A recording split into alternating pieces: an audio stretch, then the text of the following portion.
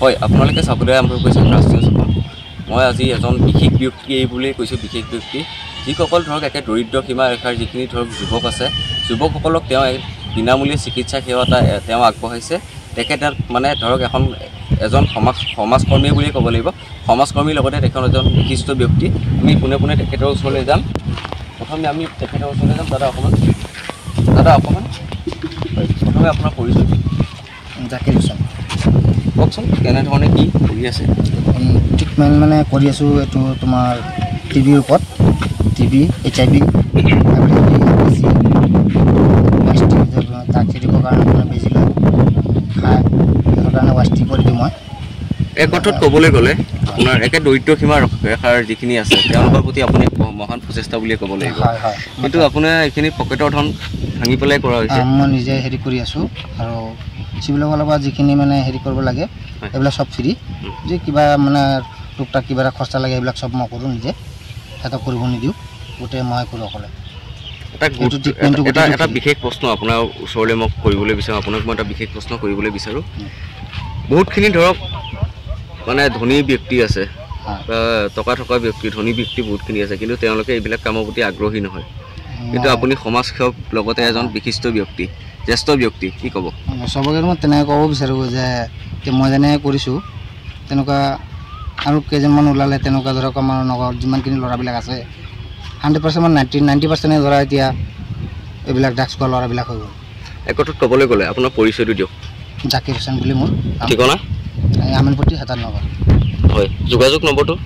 যোগাযোগ নম্বৰ 7099 722 789। হয়, এক অৰ্থত ক'বলৈ গ'লে আপোনাৰ যিখিনি ধৰক মানে কৰিবলগীয়া প্ৰশ্ন নহয়, কিন্তু দেই মই এইটো কৰিবলগীয়া প্ৰশ্ন নহয়, কিন্তু আপুনি ধৰক মহান প্ৰচেষ্টা বুলিয়ে ক'ব লাগিব। নগজ চিকিৎসা মহাবিদ্যালয় হওক বা ধৰক এনে কিছু পিতৃ মাতৃ আছে, তেওঁলোকলৈ আপুনি পইচা কিছু বিচাৰেনে? নাই নাই, 1 টকা নিবিচাৰোঁ, 1 টকা নালাগেও, চব মোৰ ফালৰ পৰা দিয়া হ'ব। মোক মাতিলে মই দৰকাৰ হ'লে যদি টমটম ভাড়াও লাগে মই নিজে লৈ যাম, নিজে লৈও যাওঁ। স্কুটি দি হ'লে মোৰ নিজৰ স্কুটি আছে, স্কুটি দি মই নিজে লৈ যাওঁ, আকৌ ঘৰত নি পেলাই নমাও দি থওঁ ট্ৰিটমেণ্ট কৰি। হয়, হেৰি আপোনাৰ ইয়াত আৰু এটা ধৰক গুৰুত্বপূৰ্ণ প্ৰশ্ন, যিখিনি ধৰক আপোনাৰ বিনামূলীয়া যিখিনি ধৰক আপুনি চিকিৎসা শিবিৰো আপুনি আয়োজন কৰে প্ৰতিমাহে কেইবাৰকৈ কৰে? মানে মাহৰ ভিতৰত মানে 2বাৰ মানে কেম্পিং বহাওঁ মই।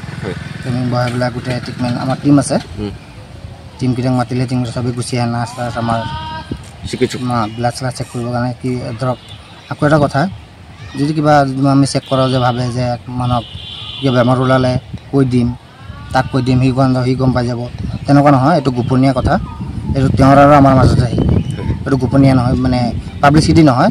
সেইটো কাৰণে কোনো ভয় কৰিব নালাগে।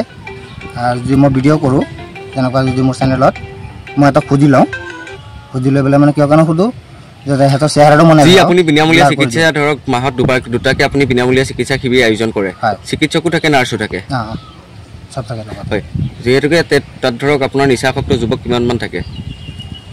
থাকে, বহুত থাকে। তেতিয়া ধৰা তোমাৰ 15টা 20টা, কেতিয়াবা 10টা এনেকুৱা থাকে। ঠিক আছে, কেতিয়াবা আৰু বেছিও হয়। ঠিক আছে, ধৰা এনে আহি থাকে, মই নি থাকোঁ সদায় এটা দুটা এনে নি পেলাই সদায় মই টেষ্ট কৰাই থাকোঁ সিহঁতক।